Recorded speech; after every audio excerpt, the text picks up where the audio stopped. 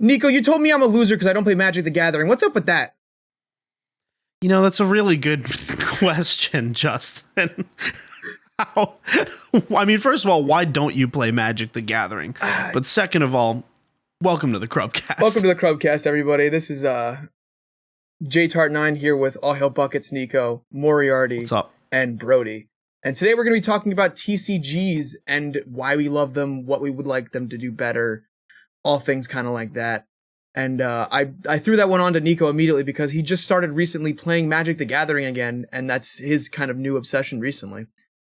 Yeah, dude. I mean, so first of all, we've been playing Commander specifically, but I'm trying to get into it in Magic Arena, which is the app. And I think it's really fun. I still think Pokemon is a better entry point to TCGs.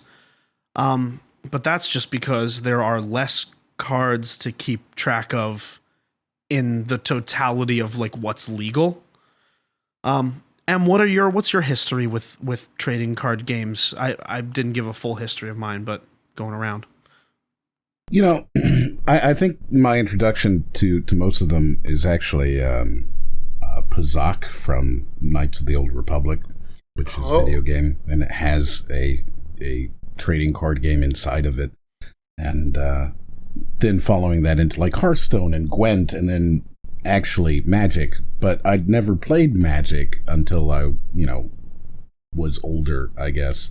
I never played any of these when I was a kid.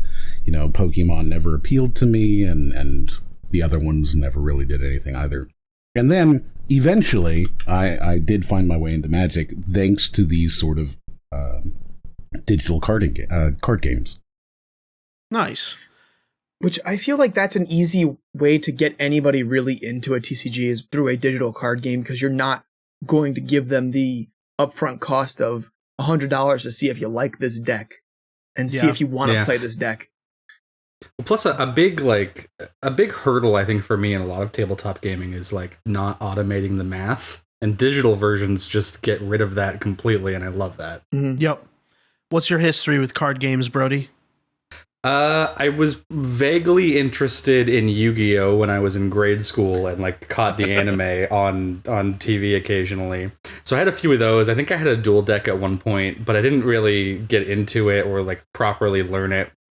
Same with the Pokemon card game. Like my friends would sometimes play it in like middle school, but it never really got it. And then they eventually moved on to Magic in high school, and they tried to sit me down and explain Magic, and it just like fried my brain to the point where I was like, I think I just don't like trading card games actually. And then many, many, many years later, Marvel Snap came out. And I don't know what it was about that one, but it just clicked for me where like I'm like, I still have it on my phone even if I don't play it that often anymore, but like I was going through every day trying to unlock the cards, trying to find new synergies, like make decks. Like that was a lot of fun. And then most recently, I really liked the what is it called? Queen's I don't the one that in Final Fantasy Rebirth, there's an in-game card game in that game, and I was playing through that, and that one's really fun.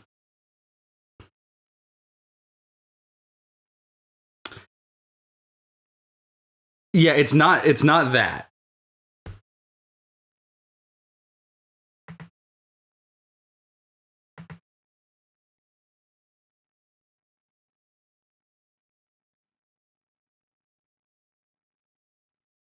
Queen's Blood.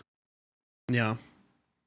Nice. It's the kind of thing where I would love to see either a physical version of that game or a standalone digital version, like a la what The Witcher did with Gwent. Mm-hmm.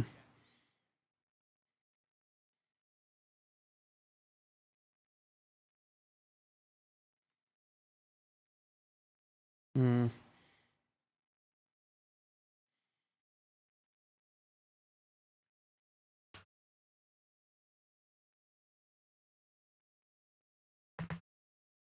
Yeah. That makes sense. It also makes it a lot cheaper, right? Because Gwent is now a free-to-play, very light game that can be on your iPad or on your phone or on a very weak computer or whatever. And you can just kind of boot it up instead of paying $60 for the game. So there's a lot less entry barriers, not just in terms of cost, cumulatively, because owning a Magic deck or owning several Magic decks or owning enough cards that you can decide to build Magic decks can be very expensive. Owning enough Pokemon cards can be very expensive. Owning Gwent is free, and you can, maybe not have access to everything, but it costs nothing, and it is also very light because it works on your phone, your tablet, a cheap computer. It's even on Macs, which really don't have any games. So that's a big step. It's true, right? Because like Pokemon TCG Live, which is where it really clicked for me. I suppose I should give my short background as well, and then I'll throw it to you, Justin. But so Justin got me into TCGs, and he got me in through Pokemon because we went to PAX, and there was an event where I was waiting in line for it, and Justin was like, "Hey, just stay in line for me," and I was like, "Fine." And then he came back and he was like, "Dude, just do it, right? Like they teach you how to play the game and they give you a free deck." And I was like, "Did you say free?" And so then and then we came out of it, and I was like, "Come on, Justin." I was like, "Why is it good?" I was like, "Why is this fun? Why is this a good time?" Right? And now, mind you, I hated Pokemon at the time, right?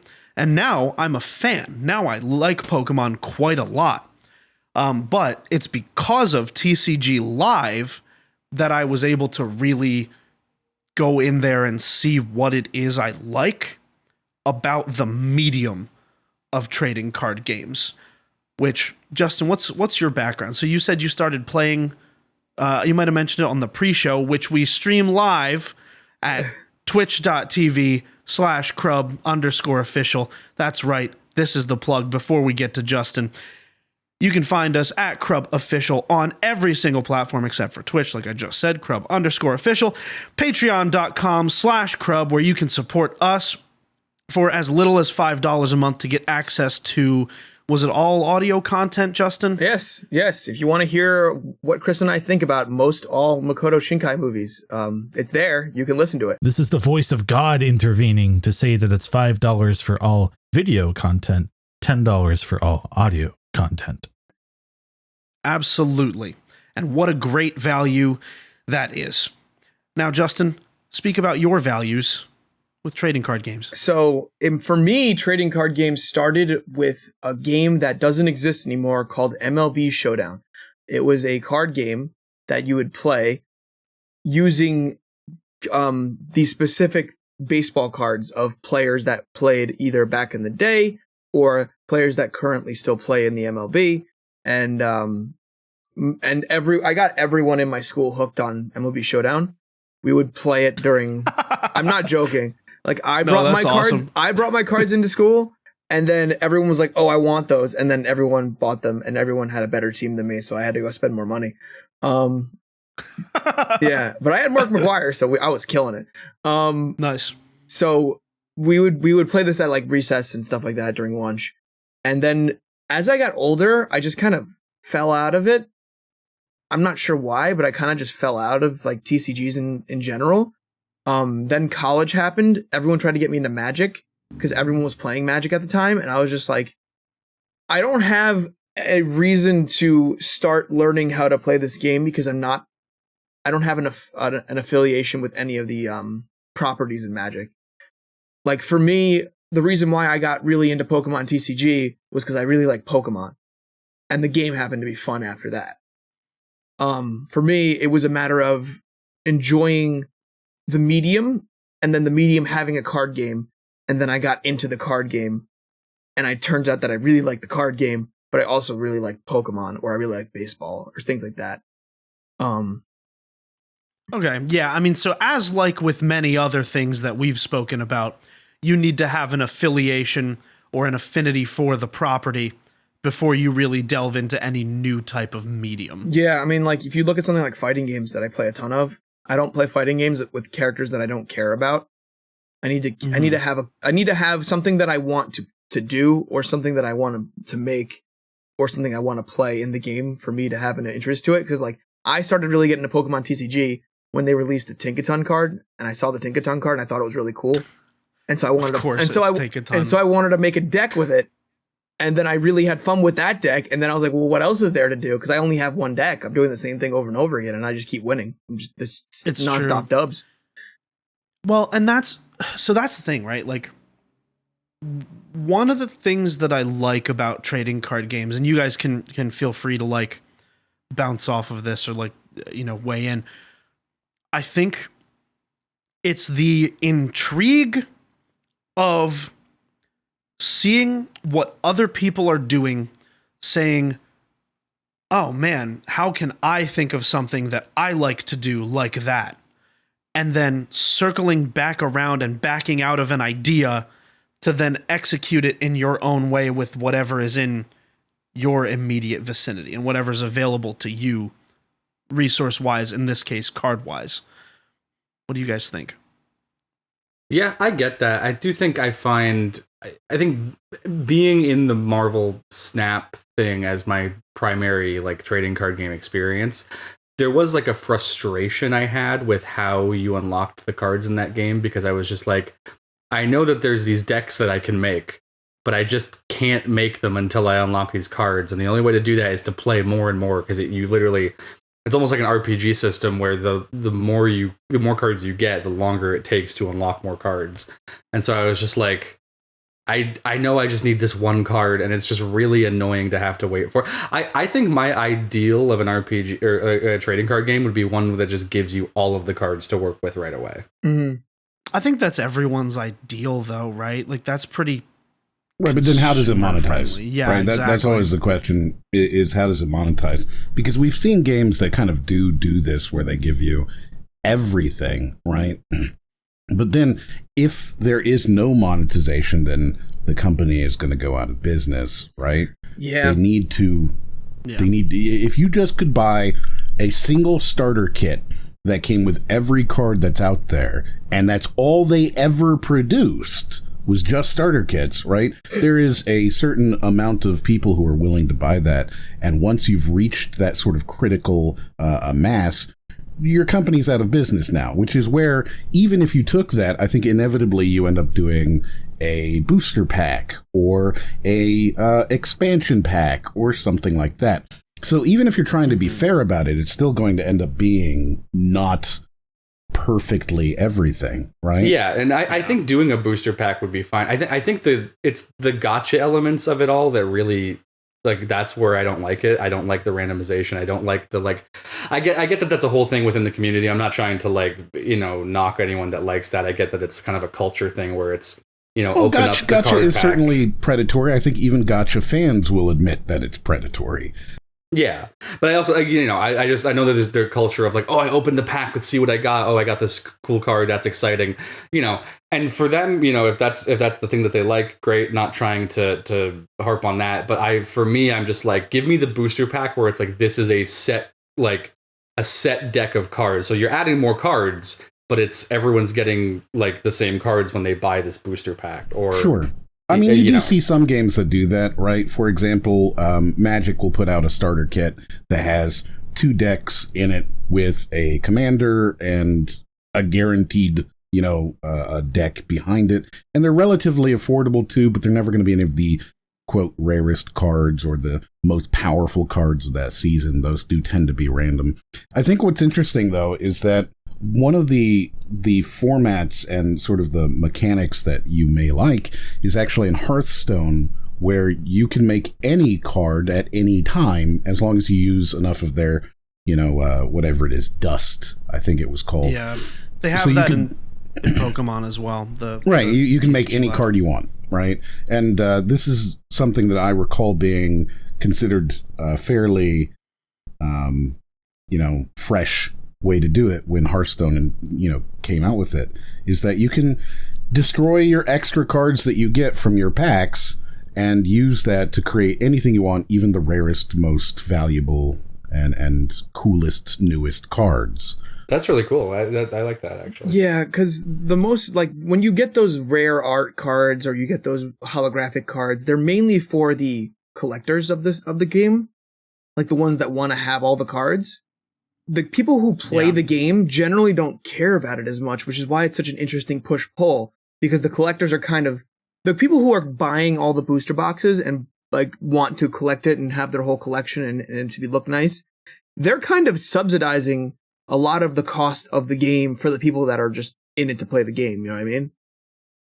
Which always happens, right? This is where the term whale comes from. Mm-hmm. Whales didn't start in mobile gaming. They started in this kind of, booster pack mentality. In fact, loot boxes are directly a anagram, or I guess analogy, or whatever the word is, of old school tops and starter baseball cards. Yes. Right? That's where that came from. So we already had this in the real world, and they took it and put it into video games, and took it and put it into trading card games and things like that. And people made these trading card games. I think what's really important is the first two parts there, right? Trading card. They made games around these trading cards so they could do something with them. Yeah, because otherwise, I used to collect baseball cards when I was younger, but I when I got older, I was just like, man, these are just pictures of baseball players who don't play baseball anymore. What am I going to do with these after I've looked at them and then looked at the stats? Like, what am I doing with them anymore? Right, or X-Men cards, or any number of things. Mm-hmm. And all you have to do, right, you don't even have to really think it out too much, is just add in some stats and let people play with them. And now you have a trading card game. Mm-hmm. And then, as these things got bigger, especially with these sort of mega properties with, like Pokemon, which very quickly became one of the biggest media properties in the entire history of existence, right?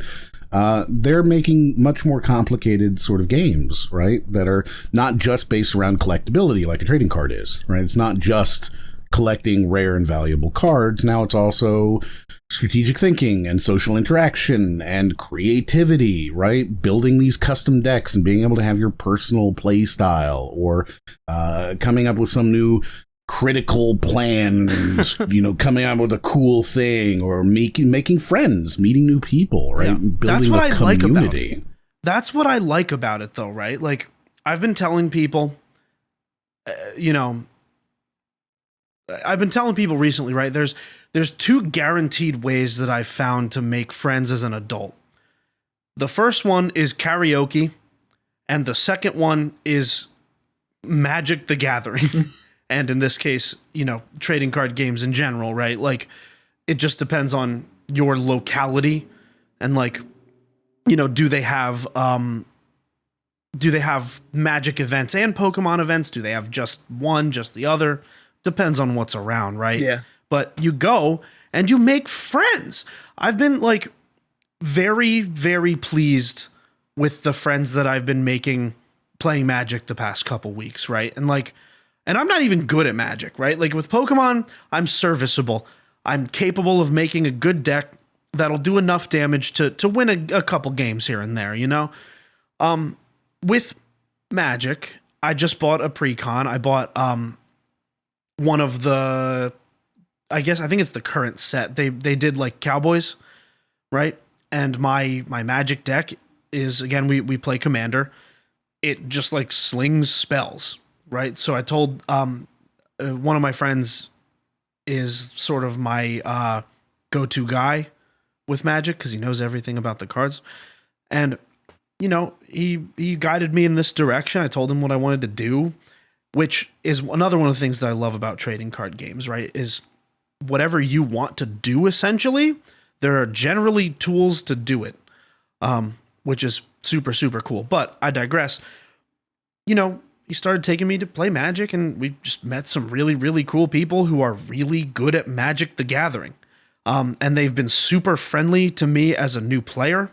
And it just seems like everyone who goes there to have a good time. And I am a big fan of that. Mm-hmm. Huge proponent.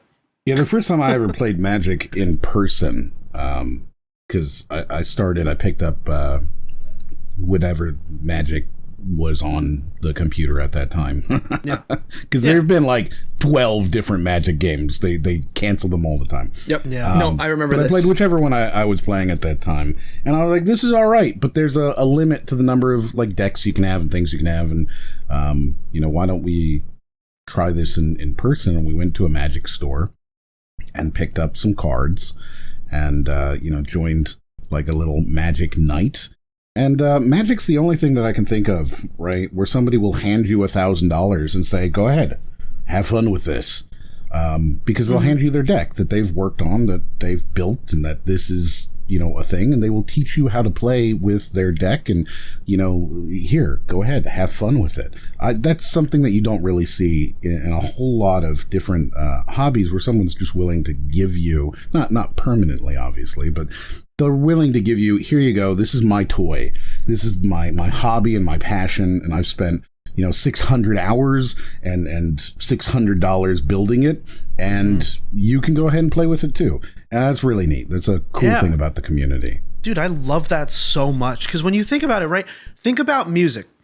I would never I'll hand people my guitars now because they're like not all that nice anymore, right? Like I'm a bad guitar owner. I don't take care of them as I probably should, right?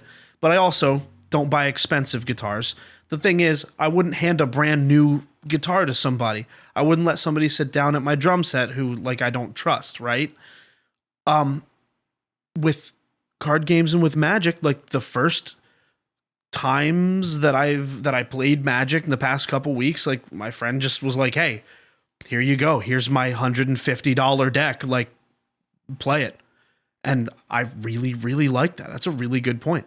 And also, that's really neat. And as long as you have the etiquette of don't bend the cards, don't do anything crazy with them, and you give them back, it's in the TCG community, people are very happy to try and get new people into the community, which is something that I found. Yep. I agree, strong. People could not be friendlier. Sorry, Brody, what? My friends are still trying. Ever since high school, they've been trying to get me to play Magic, and I never do, but it's one of those things where I like watching them play. I think a buddy of mine literally goes on one of those like third-party websites that like resells cards and stuff. So I think he said the most he's ever spent on one card was like $400.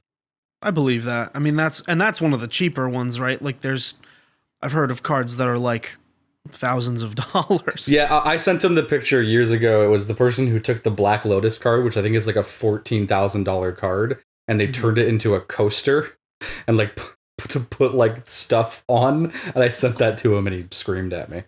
Yeah. Damn. That's insane. I mean, dude, people are like double to triple sleeving their cards nowadays. Like, it is actually, sick, right? Because it's like, then you have that forever. Like, it's not gonna, even bending it to a certain degree isn't gonna do much. Mm-hmm. Which and the price point. The price point of cards was one of the things that really held me back in my older years from really getting into TCGs, because I kept seeing the price of Magic cards, and I kept assuming that was the price of most, if not all, TCGs out there. But comparatively speaking, something like Pokemon is a drop in the bucket compared to what Magic decks cost. Like, absolutely. Like, the most competitive decks in Pokemon right now, I think, are around like $100, and most of the stuff that you're buying for that one deck will be used in every other deck, and a lot of them are 5-cent cards. And Magic, I will say, I alluded to this earlier. I think that Magic is not a great entry point if you're not willing to dive in like super head first. And part of the reason I think that is because of the cost, to your point, Justin. Because Magic is a little bit pay to win, especially if you play Commander, where like I think, to my understanding, every card ever is legal in Commander. Like, you can just use whatever cards there are. And that's so crazy. That makes it so that like there are a lot of infinites that are possible.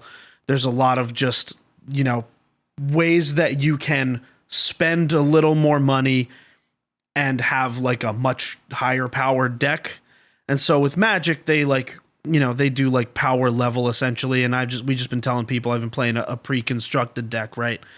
And so people have decks for that, but they also have their like competitive decks that are just like you win on turn 3 or 4 or 2 even. Pokemon, on the other hand, is an excellent place to get in because the price, it's less popular than Magic is, so it has, the prices are more reasonable. The availability of playing it, so like Magic, if you primarily play Commander or EDH, there's no real good online option for you to do it. Magic Arena is like the way to go to like play Magic online, right? But it doesn't have like proper Commander, right? Whereas Pokemon has TCG Live, which is so easy to get into. They just give packs away, which to Brody's point solves it doesn't solve the gacha thing, but it helps because I would say that's a drug dealer giving you your first hit. I wouldn't say that that's what you're getting there. But it's so available. Right, I don't think so. To be clear, you're right. To be honest with you, you're correct. Like, so just a couple of misconceptions there. Not all cards are legal in Commander. There are plenty of cards that are banned. All of the standard set is allowed, though. Right, but there's definitely a lot of cards that are not allowed in Commander. So it's not like you can take some jokey, ridiculous thing. Yeah, I'm still super early in my tenure playing Magic, so I appreciate that. Because I was going to say, I know there's like a cat deck, and it'd be crazy to know if the cat deck is legal. Yeah, well, there's dog and cat deck, At any point, this card needs to have been able to be in regular play, right? Yeah, right. That's an important part of it. It's not just... I see. Yeah. Right. Anyways, so like there are some misconceptions about these things, and I don't think that Magic is particularly expensive, to be clear. I think that you can build a very powerful competitive, competition ready card deck for maybe $15 to $20. And there's a lot of people out there, including friend of the show Suris, who builds Commander decks for like $10 that are competitively viable. So price is more like how much you're willing to do and not so much how much whatever you can spend, right? You will get absolutely eaten alive by a $15 mill deck if you're not ready to go up against that because you've got an Eldrazi deck. That's true. That's a good point. These are things that are just going to happen. So when we're talking competitive, right, like, there are ways that you can go into it and you can have a very well-designed, high-level deck that is designed to compete against these things. And yes, of course, that deck is going to beat the deck that you threw together in 15 minutes at your home. But I was able to buy, this is to the cost thing. I had a store that was near me that would sell Magic cards by the pound. And it was like $1.50 a pound, which is, I don't know, a quarter of a penny per card. So you can certainly get plenty of these cards very, very cheaply, well into the I'm spending a quarter and building a deck kind of price. It's really just a question of, do you want the newest, flashiest, most powerful, blah, blah, blah, blah, blah. And if you're willing to not do this, then, whatever. This is part of the problem with a lot of these games, though, where they will, I don't want to say ban the use of them, but they will start removing these cards from normal play, saying, oh, this isn't allowed, this mechanic's not allowed anymore. Which Pokemon means that has now, that problem. Exactly. Pokemon also does this so that you have to go buy a new deck, right? This, combined with things like power creep, which is absolutely present in Pokemon, makes it so that, there's still this sort of churn that's happening. And that can increase the cost just as much as anything else. That's so valid. And power creep, I will say, it did hit me very hard, very early in my card playing tenure, right? So when Justin took me to get my first deck right after that, that Pokemon event, I started playing it, and then I started playing it online because in the TCG Live app, you can like get if you buy a precon, You can just get it like in the game, which is super nice. You can learn how to play it. And I did, and I became really good at playing with this deck, right? And then the update happened and the new set dropped. And now, like, a lot of the cards in that deck just don't work anymore. So the engine is busted. You can't play it. You can't really use it. And none of the new cards really replace those cards that I had. So I had to make a whole new thing. So yeah, power creep. It's bad. Yeah, power creep can be very bad. And for anybody who's not clear on how it can happen, if you've got, some ability, that ability could just suddenly, let's say, and I'm going to make this up, you have an ability that makes a card invulnerable to flying monsters, right?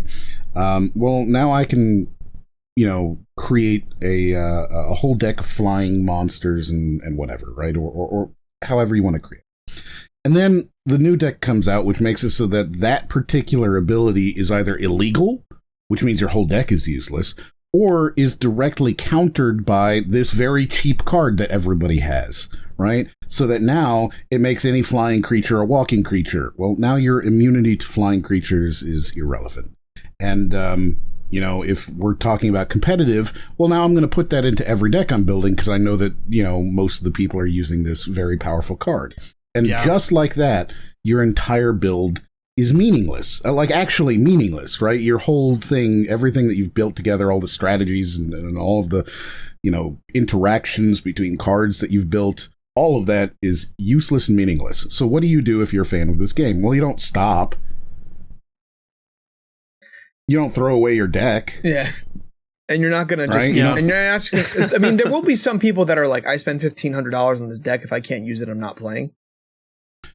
I think those are rarer, and I think most of those are the people, not the rule.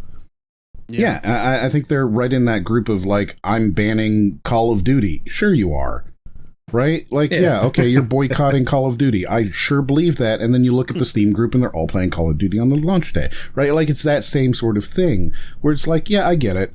But really, though, you've spent $1,500 on Magic. You've probably spent more than that on Magic. You spent hundreds of hours building decks and practicing and attending events. It's pretty hard to just say, I'm not going to do this anymore, rather than go spend $50 on a new, a new thing of boosters. Yeah, sunk cost fallacy is really prevalent. Right, which is one of the cons of TCGs, right? Yeah. TCGs have a couple of cons, not the least. We talked about, cost and power creep, but there is that sort of sunken cost / addiction collectible FOMO thing that's part of it. Mm-hmm. And as with any sort of physical tchotchke, right, there is a FOMO aspect that can be quite strong with these, where it's like, oh, all of my friends are doing this thing, I want to do it too. It costs how much money? Well, I guess I'll spend money. Mm-hmm. It's true. And that's like, it's like the Beanie Babies and things like that, where it's a physical thing. I feel like it has more value to myself personally because it allows me to go and perform an activity with friends and other people. But at the end of the day, they are just pieces of cardboard that you're paying more than you would for any other piece of cardboard just because it has a picture printed on it.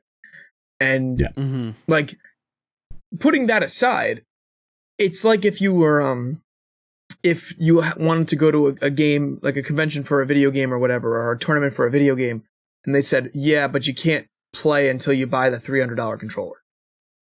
And then once you bought that $300 controller, you might not even like the game anymore, but you have the controller, so you're either going to sell it for a loss, or you're going to keep playing because you're having fun with friends. Yeah, right. And now imagine that they're introducing a new controller every year. Yeah, and it's another $200 controller, and it says, well, that controller you used before, that one's not legal anymore. So if you show up with that, you're not allowed to play. Yeah. Dude, oh, and the worst is when I don't like the mechanics of the new card set either. Right? Like the current Pokemon new set, I don't love the mechanics. I haven't played around with it enough. But that's like getting into the weeds there. No, I know. I just I suppose the point there being that the FOMO is still there, even if you're like, I don't like this particular era, or this particular evolution. Yeah, and if that makes sense. The silver lining there is that it'll eventually be gone because everything has to eventually be gone as they keep making new cards. But you're gonna have to wait for that. You know what I mean? And pay money to access it. Mm-hmm. It is a weaponized sort of thing, right? Like these are hobbies that should hypothetically not cost as much as they do. Mm-hmm. And the reason that they are so expensive is because these companies are purposefully creating sort of rarity lists, right? Because they could, as Brody said before, just give you every card. That's not something that they couldn't do. And they could even make it pretty expensive, and I bet people would buy it, right? Yeah. But it's not as profitable. So because it's not as profitable, there is this sort of perverse incentive to never give you the thing that you want, to make it all about luck, right? To make not only the game itself slightly about luck, because, you know, what card you draw, but also to make it the luck of the draw with regards to the boosters. If I buy a booster and has 20 cards in it, right, I could get, very honestly, all 20 of a card I already have and don't want. That can happen. And then I have to go and trade it or sell it or something, or just have these extra 20 cards in there. So it is sort of weaponized, and it's not necessarily a wholesome thing, right? It's predatory in a way. And it will always be predatory in a way because it is a commercial activity. Yep. It is true, right? It is something to be aware of when you are getting into these things. However, I think the major positive for someone like me, to Justin's point, ends up being the social aspect of it. Mm-hmm. I just think like having something to do with my friends. I've seen Pokemon cure friendship divorces. There have been friendship divorces that I've seen Pokemon cards fix. And I think that is, you know, That's beautiful, Nicco. it's beautiful, right? Like, and look, and that's devoid of all the like under the hood Gilded Age scratch under the surface type downsides, right? Like glass half full. Yeah, and A lot of the time they're fun games and things to do with people. Yeah, and Continue, something, Justin, something. sorry. Yes, sorry, Justin, if you had something. no, but- you go. Yep. Okay, so something interesting I've been seeing with regards to this idea of bringing in new cards that invalidate old mechanics, something that you can only see in a game like Marvel Snap that does not have a physical edition of any sort, is that game will literally balance. Like it'll patch cards, it'll change like their properties to, like sometimes it'll be as simple as, you know, changing the mana cost or changing the power, and sometimes it'll be like, oh, we changed this card's entire effect. It's a new card essentially now at this point. But I will say I like the physical medium for that reason, because then I don't feel like I'm getting gaslit.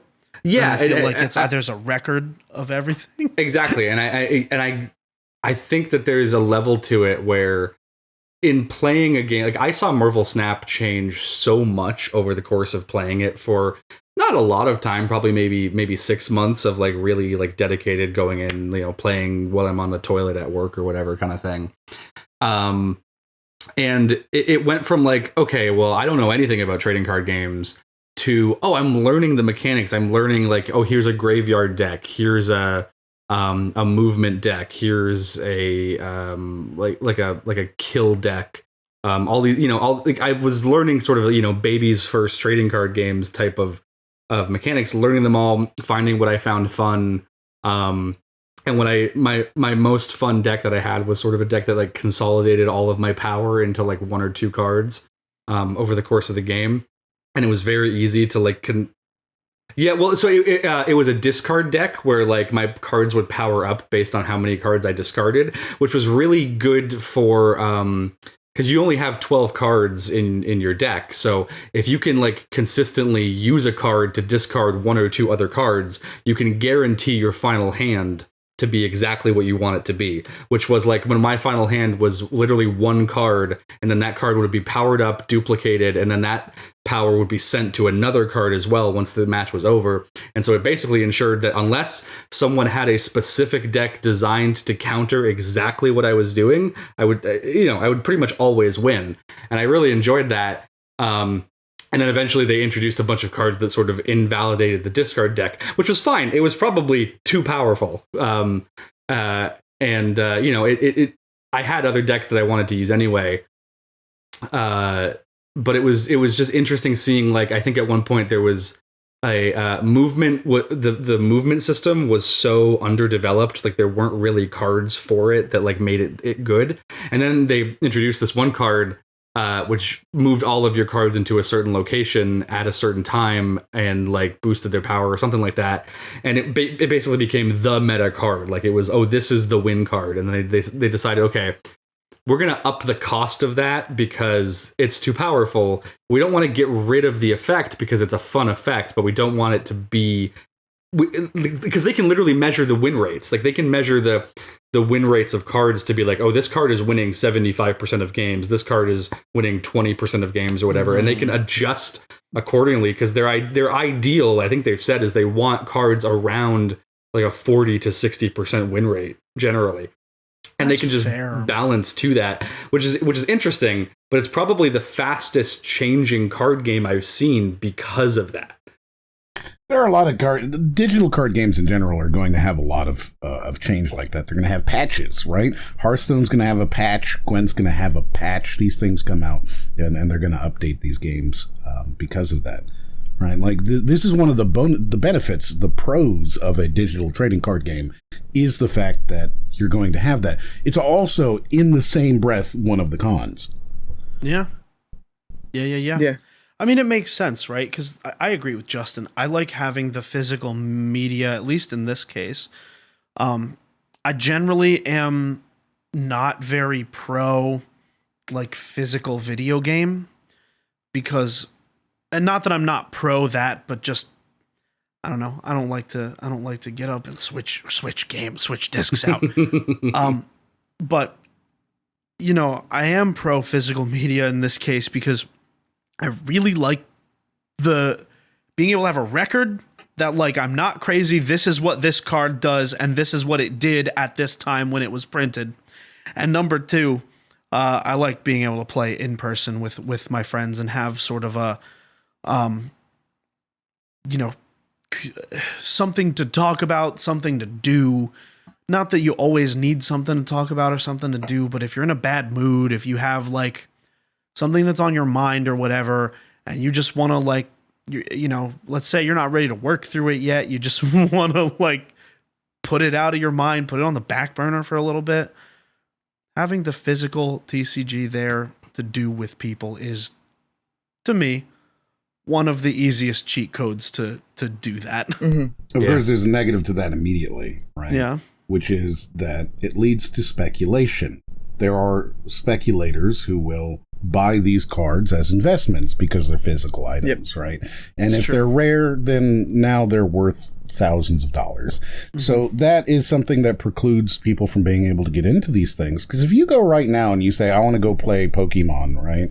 And I want one of the historic decks. I want to play the deck that won this thing. How much does it cost? $600? Well, I guess I'm not doing that. But if you're able to go into a digital game, right, even an expensive digital game like a Hearthstone or Magic, whatever it is today, right, like where you're not paying anywhere near as much money, and you're able to have that same experience. I think it's a question of sort of priority there, right? Because I attribute very little meaning to the actual physical cards. In fact, I would argue that playing Magic physically is a worse experience in almost every single way. The actual game itself, I have to physically remember to do these things, tap this, untap that, remember that I have this effect. There's the significant amount of cheating that's possible in a physical game like that. Whereas in the digital version, it's like, no, this does this, and my turn is over, so now I get these things back. It's a much more streamlined and simple experience and a much more user-friendly one. But that's fair. By having that sort of digital experience, you are potentially missing out on socializing, right? You're potentially missing out on going to a place. So it would be interesting to see, and I'm sure we'll see it in the future, a physical digital trading card game that you will bring with you somewhere and plug into, a thing on like a Star Wars thing. You know what I mean? That will happen eventually, I believe. Yeah, because like you could like when you're playing a TCG on digital, you can't be like, oh, actually, I'm going to take that back. Once you've done it, you've done it. You have to commit to that. It commits. You make it commit. Well, and the thing is, I find that you learn more about how to play when that happens. Mm-hmm. If that makes sense. I find that I do that and I'm like, no, stupid. And then it makes me be like, oh, the next game I play, when that exact thing happens, I don't do it again. I don't make the same mistake. Mm-hmm. So I do kind of appreciate that about the committal nature of the digital card game. Yeah, because the digital card game is very cut and dry. If you're doing this, okay, we're going to do it. And in the physical card game, you would be like, actually, do you mind if I take that back? And then you untap all your lands and put everything back in your hand, and then you do something else, and then the whole validity of the game's in question. But if you're just playing with friends, it doesn't really matter. Like, right? It's a whole thing like that. Brody did make the excellent point of doing the math for you. Talking about the user experience. I do agree. Yeah, I mean, for what it's worth, like, TCG Live is the way to play Pokemon cards. Yeah, like how many times when you were learning how to play Pokemon do I have to say, hey, Nicco, did you draw this turn? Right. And I forget in Magic all the time the fundamental mechanic of a card game, drawing a card. Yeah. I will tell you what I think I enjoy the most about sort of trading card games is not actually the games themselves, but the mechanics that get sort of ported to other games. So, for example, there's a game called Minion Master, which is essentially a trading card game. Picture a Hearthstone or something like that. Only when you throw down your card onto the field, it creates an actual unit in a 1v1 battlefield, right? And it's not quite, like, I wouldn't call it a pure trading card game. It's not by any means. It sounds like it's a deck builder. It's a deck builder. And the fact that you're able to do that and have sort of that sort of mechanic in it, I think is very cool. And we do get to see those used more often in some really good games. Some of the best games around have been these deck building games. Absolutely. It's one thing that I started getting into it after Marvel Snap, and after I started to learn the basics of how to play a deck builder and how to like find those synergies and things like that. I got into Inscription. Yeah, I got into Inscription, which is this little, like, it's a indie horror card, like, deck building card game that tells it's a roguelike at first, but then it becomes not a roguelike later, and then it tells a story, and it's so good, and it uses mechanics that are really only possible in the medium that it's doing, like to the point of like using like your friends list as cards and different things like that, or you can make a card at one point you send it out to somebody and they send you a card, and you have to hope that card is really good to help you beat this boss battle. It's like it's almost like I'm gonna call it a Strand type mechanic, but it kind of is. That's funny. But Inscription's an absolutely fantastic game that I would not have played had I not gotten into the deck building side of things with Marvel Snap. Same with Slay the Spire, which I tried playing many, many years ago, but bounced off of very quickly. And then when I came back to it, understanding more of how to play these games, it was like, okay, I understand how to play Slay the Spire. I can do this. And it got to the point where I was actually playing like the most complex character with like the crazy synergies that I never thought I would be able to even like comprehend. And it was incredible because I broke the game, and it feels so good to break a deck builder. It feels so good to do that. And you start seeing these mechanics in a lot of different games, right? Everything from, as you mentioned, Slay the Spire, which is, one of the most successful versions of that, to a Cultist Simulator or Hands of Fate, or even Monster Train, right? Which uses the deck building mechanics in order to kind of strategically place your units and things like that. I think they're fantastic. And I really like that we're able to take that mechanic and adjust it to other things. Yeah. I mean, and I will say a game that I think I might need to revisit post TCG understanding is Wingspan, the board game. Oh no, that game doesn't get any easier, I promise. It makes no sense in any land that you've ever been in. Hey, But the Nicco thing is, and I it's almost won the first time we played. It's true. Brody and I played together, and I think we were playing 5 people, but it's a 4-person game, so Brody and I were a team. Mhm. But that game is an engine builder, and so it's like, if you can build an engine, you can make it happen. Wingspan is not an easy to understand game, and I don't recommend it to anybody who thinks that they're getting a trading card game. Okay, yeah, maybe not a TCG. I don't recall Not a it being that TCG. difficult. However, like, I think I might need to revisit it, looking through that lens, and perhaps a lens that I did not understand the first time I played it at all. So, yeah, it's more about, I suppose, something that I'm interested in trying doing. If you already know about Wingspan, then there's that. But if you don't, maybe I don't know. Yeah. Maybe it's not for you. Who knows? Question I have to the Fellas, boys. yeah. Yeah. After this conversation and talking about what we like and dislike about TCGs and just the inherent flaws that come with them, would you rather have a game like a TCG, or would you rather have a set board game with a bunch of cards like a deck builder that is completely put together, and like there is a clear cut, these are the cards that are still here, these are the ones you're going to be able to use? Or would you rather have that freedom that a TCG kind of provides? Because personally, I could go either way. It depends on the kind of experience I'm trying to have with my friends. I think it's a different muscle, a different mental muscle. That's what I'm thinking, right? yeah. Like, and I think for me, my mental muscle is much stronger when it comes to like doing the building and the testing of the deck on my own time in private. And then when I go to play with my friends, I have a deck that, I can just play with them and have fun. I think that doing a real-time deck builder for me is maybe a bit of a hurdle still. Maybe I have to revisit them now again after having played TCGs, like, right, for the same reason that I said about Wingspan. Like, I don't know. I've never known what to like synergize with that type of thing. I've never even thought about it in that type of a way. So who knows? But I do think it is a different mental muscle. Sounds like I need to bring Star Citizen to too many games, because that's my personal favorite deck builder.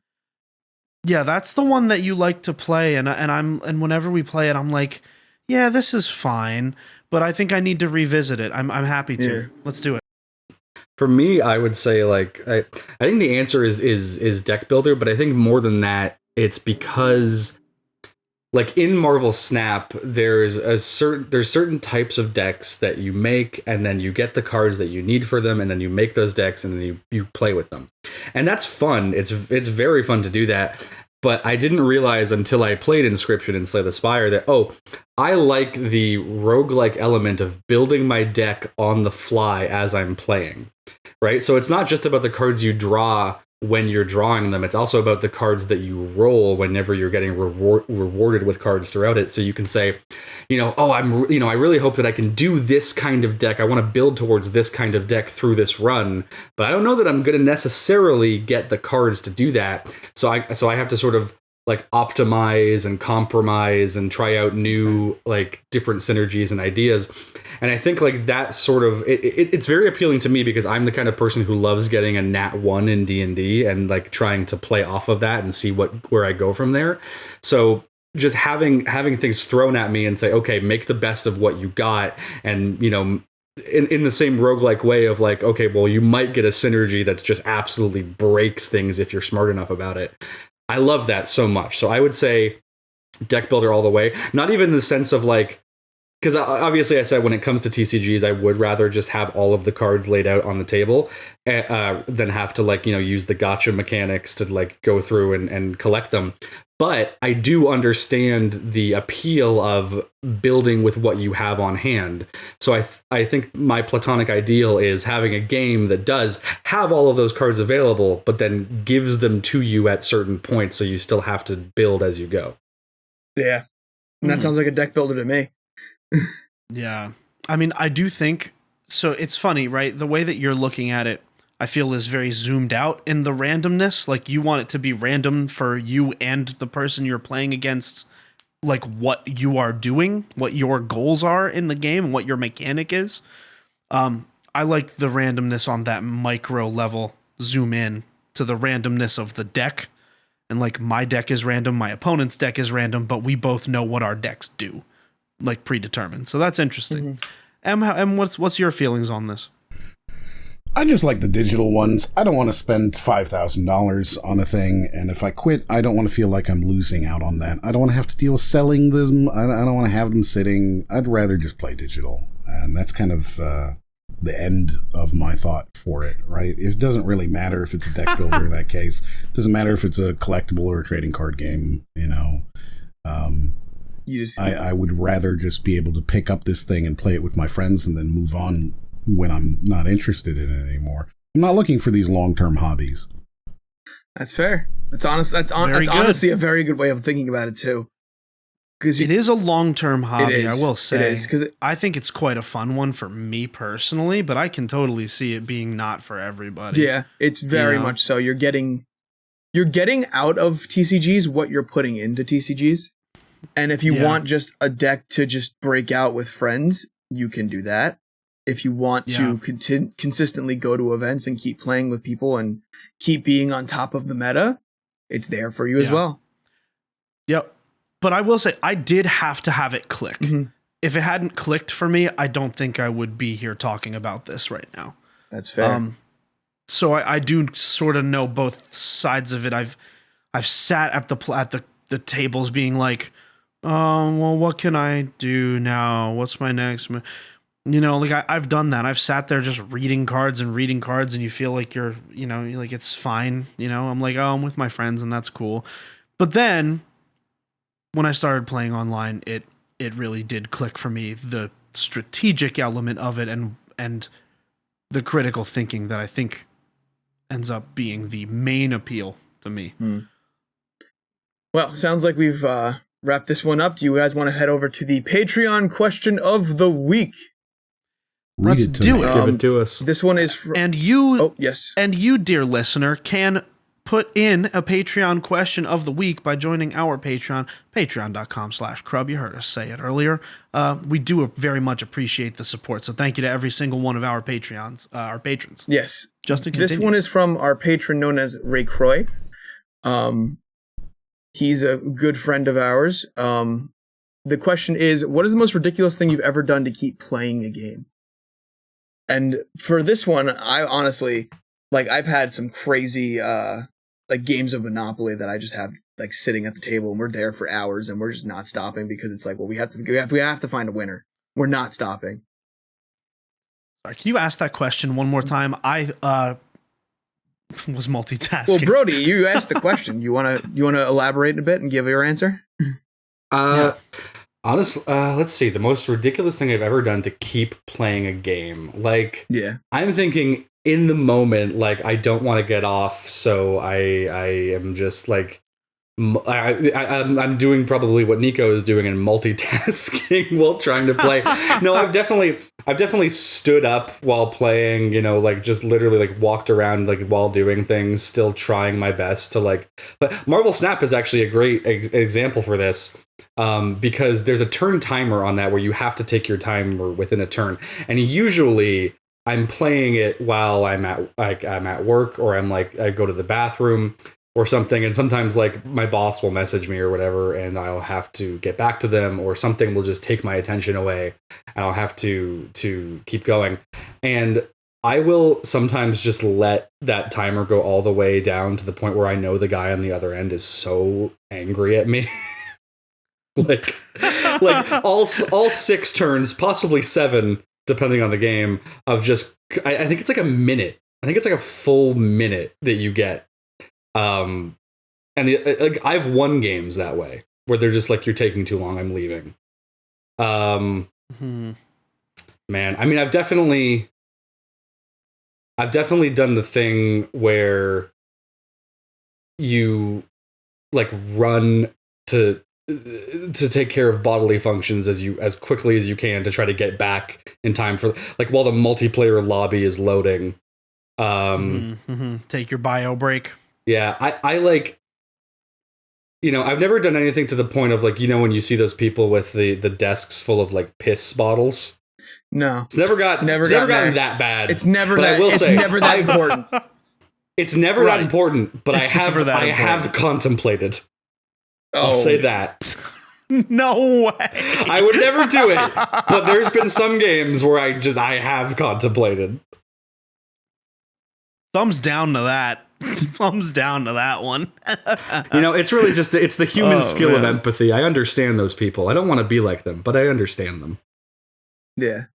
Nicco, have you ever taken shifts while trying to play a game of Minecraft with it where someone has to keep the server open? No, because like when I played a game called Kingdom for Keflings, I did it with me and a friend of mine, and it would be like, all right, I'm going for dinner. You got to keep the lobby open, and I'm gonna leave my controller here, and you're gonna keep the lobby open, and then when I get back, you can go eat dinner. Okay, I mean, we've kept crawlers alive and zombies in the past, if that makes sense. That's classic. It does make sense to me. Yeah, right. Like so. For those not in the know, when Call of Duty used to be a viable property, there was a mode called Zombies that was really good and used to be really good and is no longer really good the way that it used to be. Now, during those days, you could throw a grenade and you could blow the legs off of a zombie. The zombie then would crawl around and it would be a lot slower than the rest of the zombies that walked normally. And so if people needed to go get food or go to the restroom, take a break, whatever, you'd have one person leading the crawler around and their job was to not kill it, but they had to keep moving because it constantly would be crawling toward you. And it's a classic, I would say. Certainly one of the more known instances of that in all of gaming, I would say. One of the more normie experiences, if you will.